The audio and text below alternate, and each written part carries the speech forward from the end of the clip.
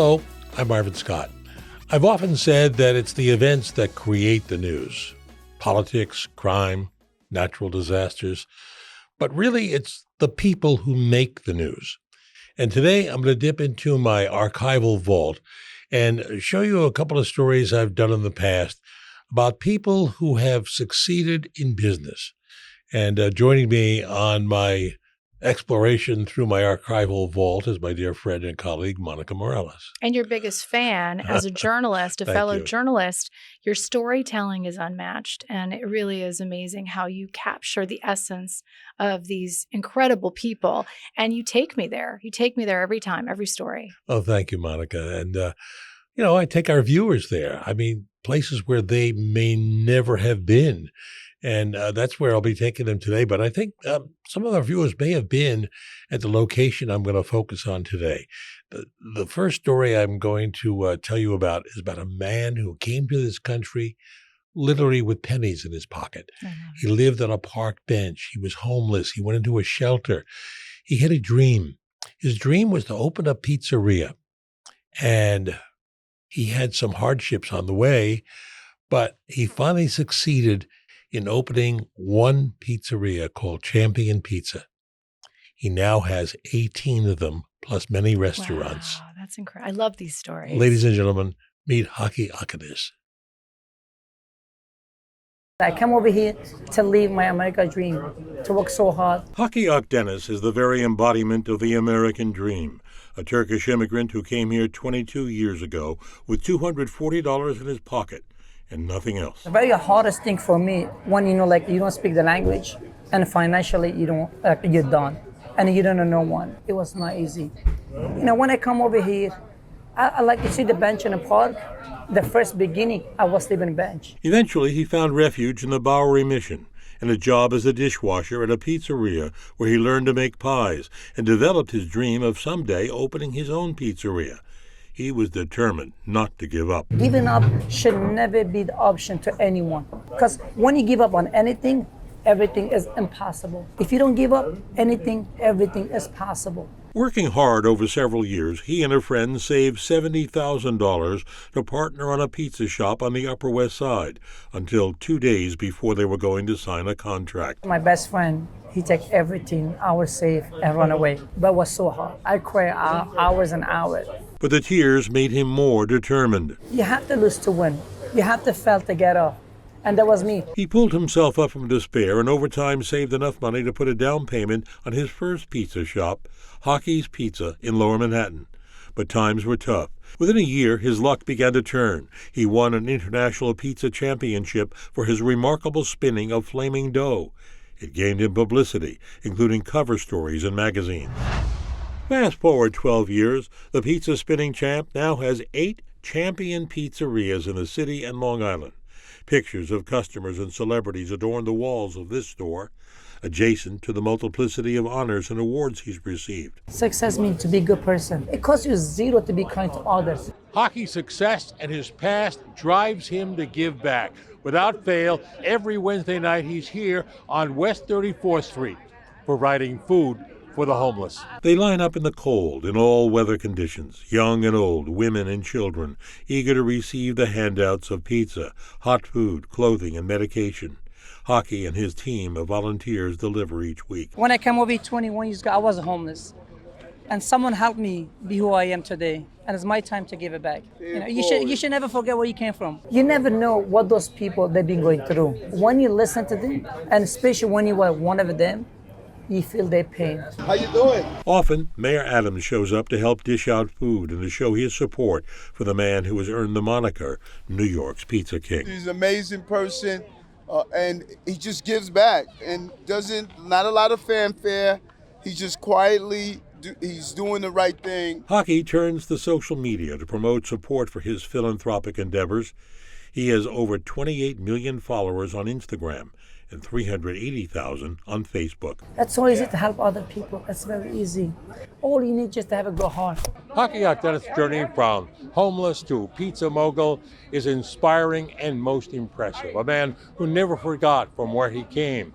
A man who believes showing a little bit of kindness goes a long way, and he still has dreams of someday opening a homeless shelter in Lower Manhattan.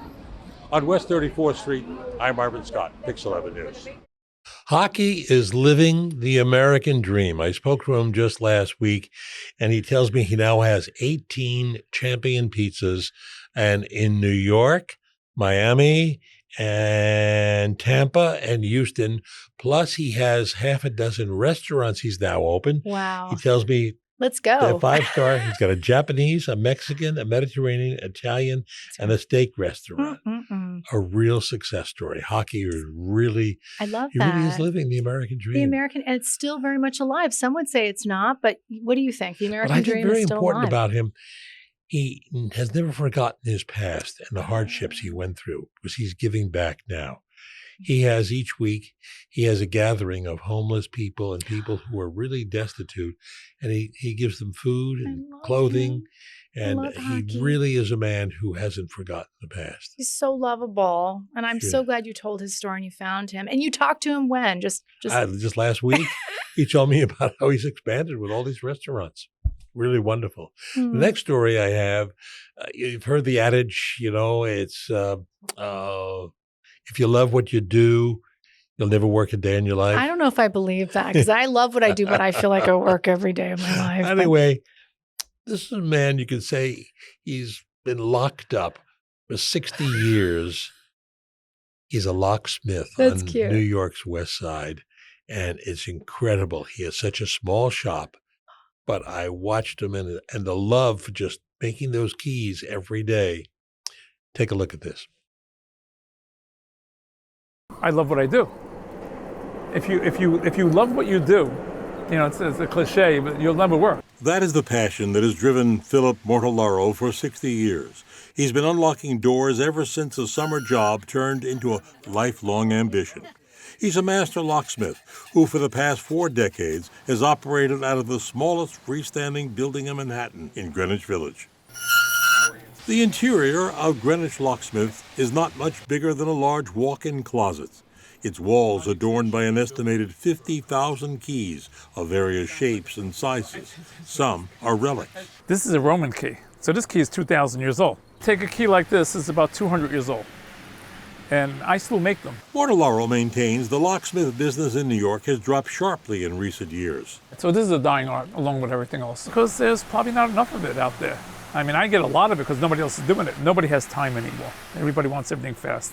We're in an Amazon world. It's quick. Everything's quick. Because let's face it, AI is going to be doing everything. It's going to be driving the cars. It's going to be doing everything. Humans are going to be doing very little. Here, While he caters to neighborhood business, Mortellaro claims to have many customers who reach him from out of state. He unabashedly declares he's the best locksmith in New York. What makes me the best locksmith is that I love what I do, and I'm precise, and I'm also meticulous. I don't fudge it. It doesn't go halfway. Either it's perfect or it doesn't come out of the shop. In addition to the pride he takes in his work, Mortellaro is proud that the youngest of his 5 children has joined him in the business. Oh, I love it. This is what I've been doing my entire life. It comes about as naturally to me as anything could, because I really started in here when I was about 6 years old. Philip says his key to success is very simple. It's his love for what he does, and he has absolutely no plans of retiring. His future, he says, is remaining locked in this house of keys like none other in the city. In Greenwich Village, I'm Marvin Scott, Pix 11 News.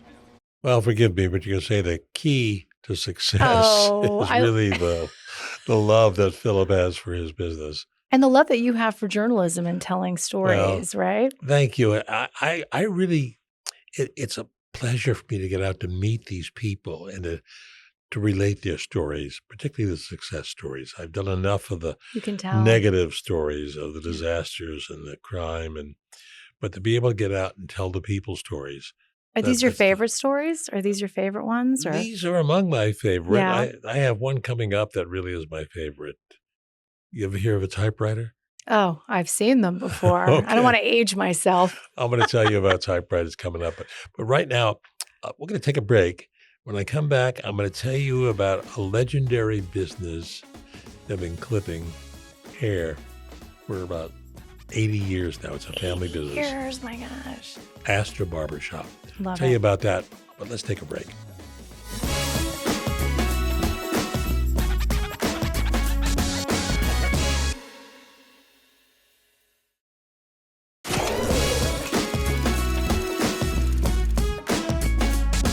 Welcome back.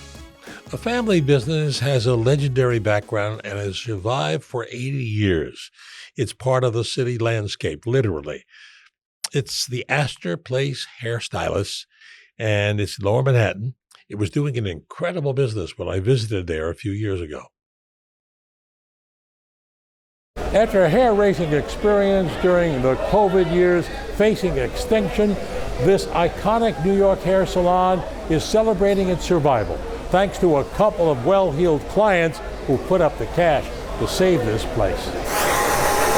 The day before Thanksgiving was a meaningful time for a celebration because it was 2 years to the day the landmark barbershop was saved from closing its doors and saving the jobs of 40 barbers and hairstylists, some who have been working there for more than 40 years. Among them, Big Mike Saviello, the manager and part-time owner. His passion for painting adorns the walls of the Cavendish shop. Over the years, he has catered to celebrities, to politicians, to the working-class New Yorkers. It's the patrons, he says, who are the very spirit of this barbershop. Here it's like the United Nations of the world. There's all the religions here, all the people from all around the world. We speak all different languages. And it was just so exciting to just meet and greet like real New York here. Everybody comes there. 4 generations of one family operated the barbershop since 1947. But the pandemic proved to be too much. With the business losses, the place was poised to close until Jonathan Trichter stepped in with a group of investors to save it. It was worth saving. This is a New York institution and it shouldn't close. And so I did everything in my power to save it, including buying it, saving 40 good-paying jobs, and this is our 2-year anniversary of having saved it. Scotty Eisenstein has been cutting hair here at the same chair for 43 years. He told me he has no intention of stopping the clipping. Why have you stayed here 43 years? I enjoy it. We got everything over here. Former Mayor Bill de Blasio. He's been a customer here since he was a student at NYU. There's an energy, there's a passion to this place that reminds me of everything I love about New York City. I see you still holding on to your hair. You know it. Still got it, baby. A little gray in there? Yeah, plenty of gray in there, but we're making it work. Without the worries of a few years ago. Let me tell you, a lot fewer worries. It's good for the soul. With 40 barbers still clipping hair, this hair salon has been guaranteed at least another 10 years. The new owners say this place is a cut above the rest, simply because it's not just a barbershop. This place is the very essence of New York. At the Astor Place Hair Salon, I'm Marvin Scott, Pix 11 News. The Astor Barbershop almost went under during COVID back in 2020, but a group of investors came forward. And if I read correctly, Hillary Clinton was among those investors. Isn't that really wonderful? See, the impact that your stories have. It's great storytelling. You capture the emotional, the resilience of this incredible owner. What a business, I tell you. It's incredible. You want to get your hair done? I do, actually. That would be great. You want to go now, or should we go after the show? I think I just had a haircut. It's all about the hair. Anyway, we're going to move uptown now. This is a very incredible story. And it was founded by a woman who lives in Harlem. She opened a toy store. But this is not just an ordinary toy store. It's a toy store to educate. And each toy has a message to it for a child. And as you'll see in the report I did a couple of years ago, it's called Grandma's Place. Take a look at Grandma Dawn. They call me Grandma Dawn because I'm everybody's grandma. For 25 years, Dawn Harris Martine has been Harlem's neighborhood grandma, more like a patron saint comforted behind the doors of Grandma's Place, a toy store she created and where she has nurtured the minds of young patrons. I'm looking for positivity with kids. I want kids to see themselves in an image, in a positive image. So when they pick up a toy or a book and they see positive images of themselves. As a kid growing up in Harlem, Martine said she never had any toys, but she did have a dream. I always thought to myself that when I got big, I was going to have a toy store, and I was going to have all the toys in the world. The toy store is well stocked, but Grandma Dawn is very selective with the toys she offers for sale. They're designed to get kids learning in a fun way. We're going to look around and you're going to see stuff that you've never seen before. The toys has to be a toy that a child can use over again, that teaches something. It's not a toy, it's a learning tool. This toy teaches them pattern recognition. The older the child, the more complicated the picture. Grandma's Place also offers custom-made dolls that reflect the customer's appearance. Martine maintains it's important that a child has a doll that looks like them. The dolls represent the ethnicities in the community. A teacher for many years, Martine's Toy Store is also a center for learning, a place where literacy takes hold. There's a well-stocked library of books designed for young minds. This is a money book, and it teaches financial literacy to children so that kids can, at an early age, can get an understanding and a grasp of money. I knew that we needed a literacy center in Harlem because the parents weren't reading. Some of the parents couldn't read. They find life lessons in these books, and they see themselves in these books, that the possibility that I can be. There's a series of books called I Can Be books, so that kids can think of different occupations that they can be. I want to be a doctor. You're going to med school? Yes. Give me 5. Yes, Give me 5. Yes. So what do you want to be when you grow up? A basketball player. Why don't you go over there and pick yourself out a basketball? Grandma Dawn is a mentor who often meets with neighborhood kids and offers guidance and lots of grandmotherly love. Come and give me a hug. You know I love you, right? Grandma's Place is more than just a toy store. It's a sanctuary, a beacon of light for kids to expand their horizon, all under the guidance of Grandma Dawn, whose goal is to get them to all read, write, and express themselves. Reading, she insists, that's their gateway to discovery. It's Dawn's mission in life. It is. Okay. I'm still doing my life's work. It's my passion. At Grandma's Place in Harlem, I'm Marvin Scott, Pix 11 News. What I got from Grandma Dawn, we love Grandma Dawn. We love her so much. But we also love your storytelling. You really got the idea that mentorship was so important. She really is a mentor. They all look up to her. I mean, she has been a figure for so many years. She's watched these little ones become big ones and big ones.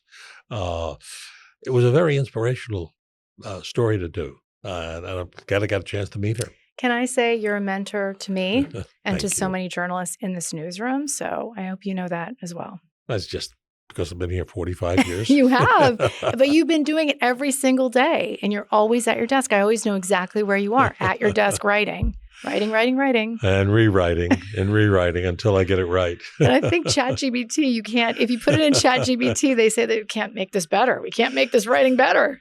You're the only one, you know. ChatGPT is incredible. It talks to me. It does. What does it say? I'm just wondering. It says, hey, that's not a bad piece. I have to tell you a quick story about ChatGPT. I got off a conversation once and I got to answer a phone call and I didn't realize I was still being recorded. Yeah. I got off the phone call and ChatGPT said, you handled that very well. I love my ChatGPT, but yes. Oh, AI. We don't know about the future, Monica. Oh, my gosh. Anyway, we're going to take a break. And do you remember typewriters? Yeah, I do, but I don't want to admit it. But yes, I do. I remember. Okay. Well, let's take this break and come back and I'll hit the keyboard.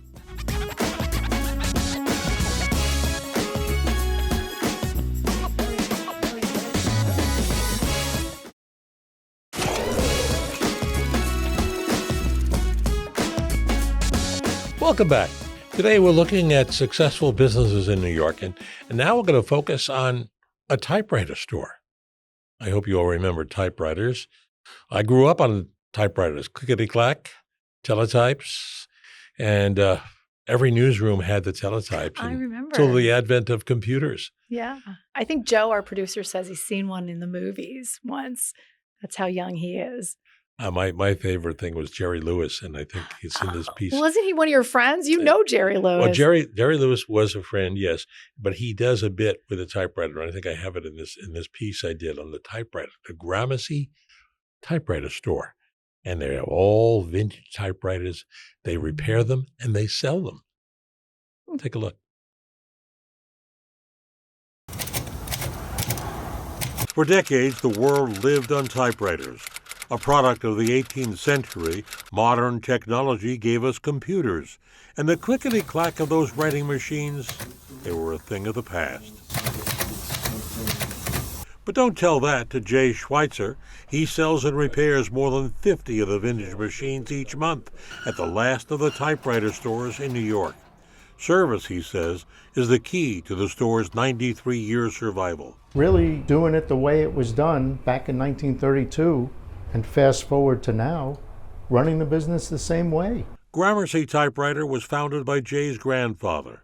His 87-year-old father still works at repairing the machines. The store is a repository of vintage typewriters, some dating back to the turn of the century. This is a Royal Model 10, 104 years old. Works like a charm. Right now it's the oldest machine we have in the store. Here we have the Olivetti Valentine, pretty iconic machine with its design and shape and curves. Over here, beautiful Royal Quiet Deluxe. The rarest color in this beautiful yellow shade. That's what makes it rather unique.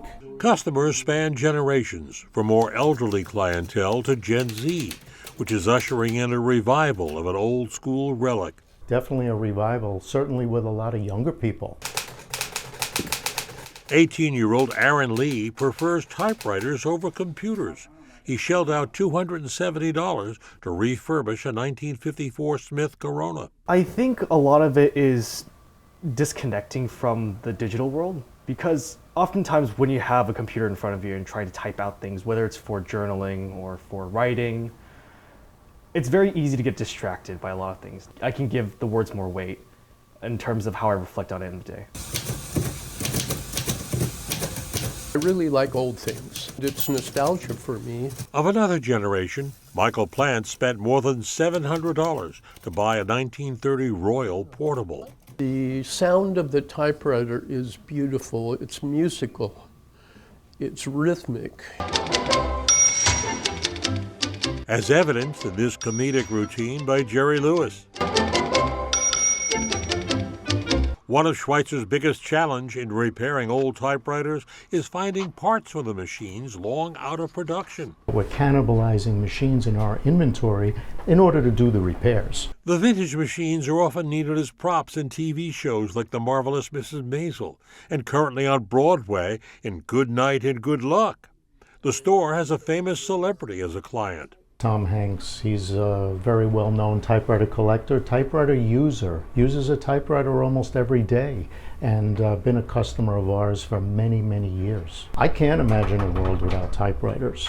I still think they play a significant role, whether that be in the workplace or for personal use. What was once so obsolete is now enjoying somewhat of a renaissance. The music of the clickety-clack is finding an entirely new generation of fans.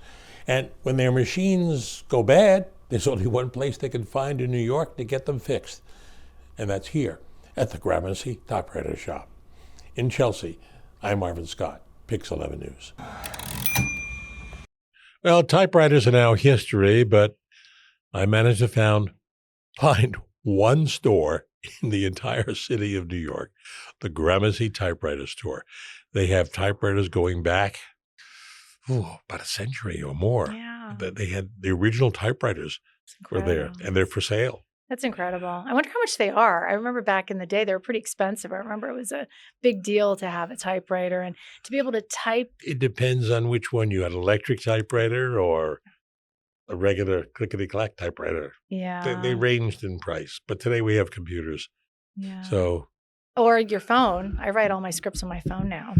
Dictation. I can't see all the writing in the phone. I need my glasses. I'm not saying I don't need my glasses, but amazing story. How did you find this and how did you get this story? Someone told me about a typewriter store. I said, there's a typewriter store? Yeah. I mean, still selling.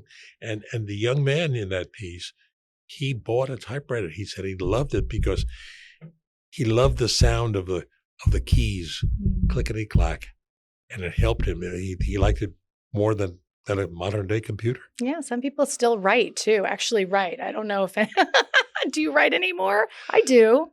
I mean, I write my notes when I'm transcribing my pieces, yes. Things have changed. But the kids today, they don't know script. they only know how to print. That's so funny. I mean, my grandchildren, they go to school, they say, Grandpa, when you send a letter to Cam, make it print. Well, you know what I learned about from you from this story is the slowing down and honoring this craftsmanship, honoring our history and the way we used to do things, because it might just be better. Can I say? I think you guys did it better. Some things, you're right. You're correct. Mhm. Some things, but you remember the phonograph, you remember typewriters, oh, but God, go back through history. Anyway, it's been fun going through. I love these shows so much, Marvin. You are so And it's I golden. love having you as my sidekick here. These are golden stories. Golden. You don't see this on TV anymore. What's going on? I think, we need to have this every day, all day long. Well, we'll take a break and we'll dig into my archival vault again next week. So, Monica, thank you for joining me. Thanks for inviting me. And thank all of you for joining us. And stay well. I'm Marvin Scott.